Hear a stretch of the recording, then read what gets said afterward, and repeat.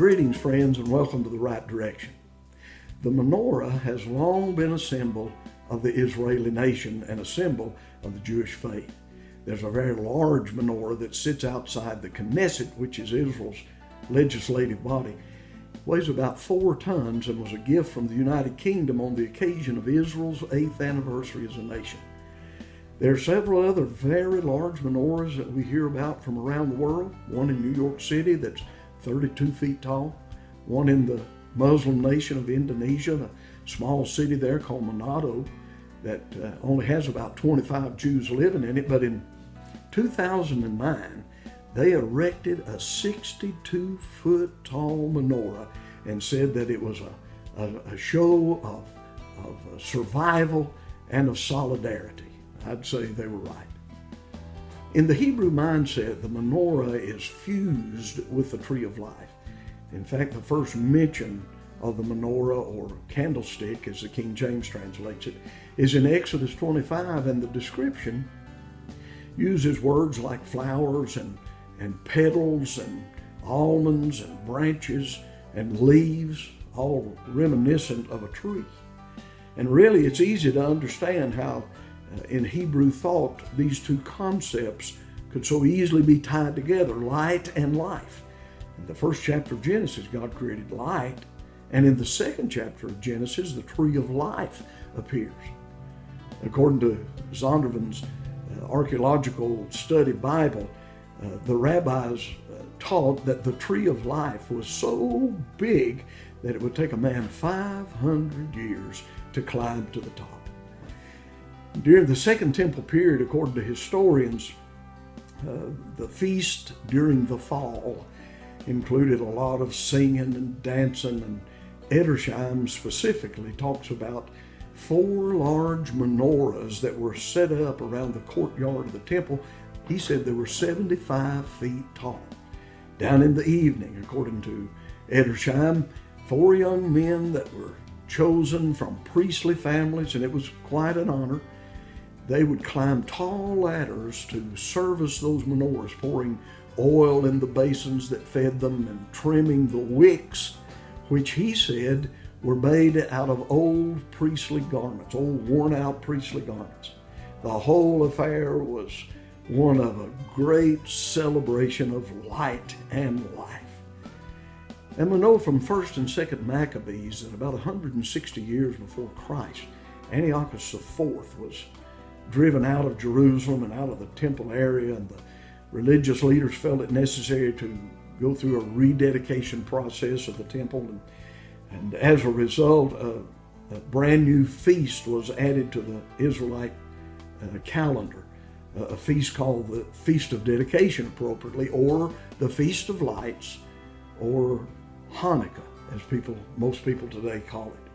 The story is told that when they got ready for the rededication, they discovered that Antiochus had decimated not only the temple structures, but he decimated the contents, and there was only a little bit of this fine holy oil that was used to burn in that candelabra, in that menorah. It was only 1 day's worth of it, according to the story. And it took a lot of time for them to crush the olives, extract the oil, and then only the oil that had been refined to the 3rd stage was fit to be used in the menorah, according to historians. And they just didn't have sufficient oil to last for the whole feast. But by a miracle of God, the story says, 1 day's supply of oil lasted for the 8 days of the feast. Now, whether or not that story is true remains to be seen, but what we do know is that Jesus celebrated that Feast of Dedication, or that Feast of Lights, or Hanukkah, whichever you choose to call it. John talks about it. In fact, he gives us some information leading up to and including Jesus' visit there during that feast time. In the 8th chapter of John, we have that story of a woman caught in adultery that was brought to Jesus, and most everyone's familiar with that story. Jesus wrote on the ground, and he told her accusers, well, if you're without sin, you cast the first stone. Of course, most folks remember that. No one was left standing when he stood up and looked around, and he said, "Neither do I condemn you. Go and sin no more." And most of the time when we hear that story, that's where it ends.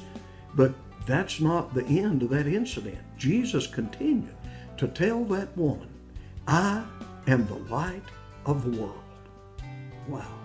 And then in the 9th chapter, he comes across a man born blind, and he declared to him, "I am the light of the world," and he healed him. And then in chapter 10, he shows up in the temple where all of those giant 75-foot tall menorahs are spreading their light all over that end of Jerusalem. And some of the Jewish leaders came to him, and they confronted him and said, "If you're the Christ, tell us plainly." And Jesus responded, "I told you, but you would not believe." Here in this crowd at this feast is one taller than the tree of life that the rabbi said would take a man 500 years to climb to the top.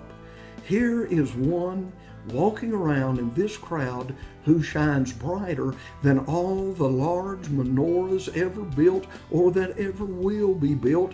And these men are mumbling and staggering in the dark. Tell us plainly. That's an awful thought, isn't it? That they missed it. But what about you? What has you withering up today?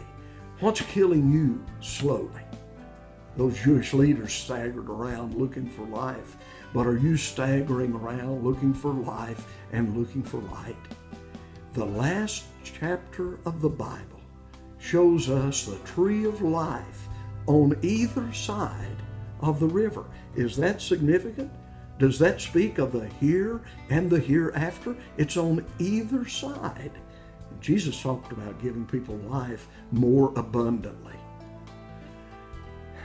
Does this speak of material articles such as a menorah, a candelabra that can be fashioned out of a piece of metal? No.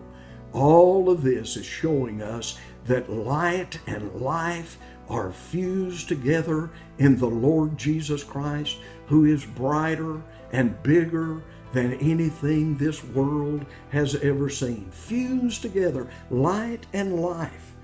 The message starts in the 1st chapter of Genesis, goes all the way through the Bible, and in the last chapter of the Bible, we read that God gives them light and that the tree of life is on both sides of the river. You can have life today. You can have light today if you move in the right direction.